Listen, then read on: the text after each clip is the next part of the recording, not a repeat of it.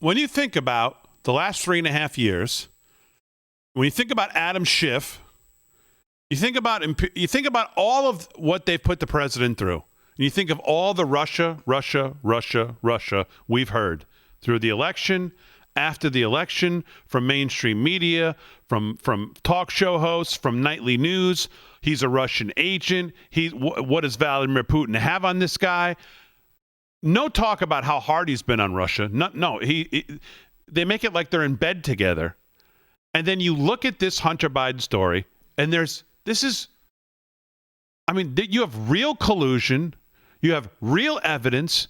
You have the Obama administration and the Federal Reserve flagging transactions and saying, whoa. Well, what's going on here?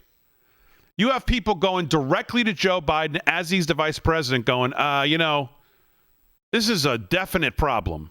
This is a huge conflict of interest, and it might be affecting our ability to do business here.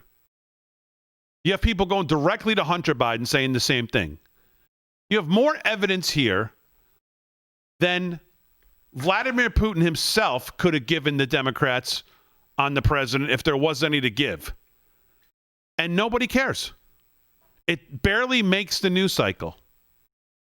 Yesterday or today. Barely makes the news cycle. And he calls a lid this morning at 8:45. Unbelievable. And so no one, not that they would anyways, but you certainly, obviously, no questions. Not out there. No speeches. And has he picked a running mate yet? I can't say his running mate's going to take what. Has he picked the run? He has, right? Yeah, I heard. Yeah, somebody. Okay. Somebody, right. Yeah, it was that person, right. I mean, we're 40 days out. I mean, at some point,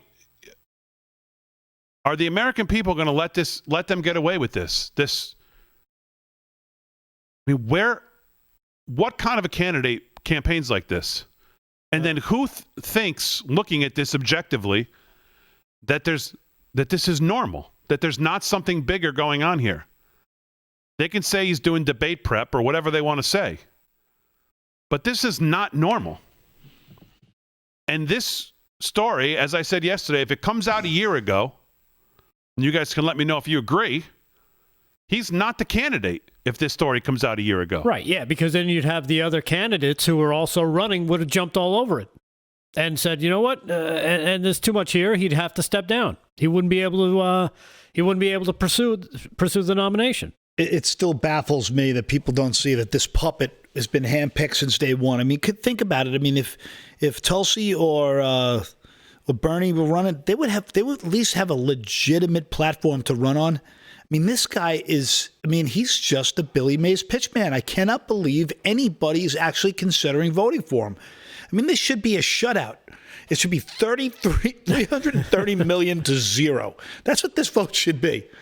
This should be the first shutout in the history of elections.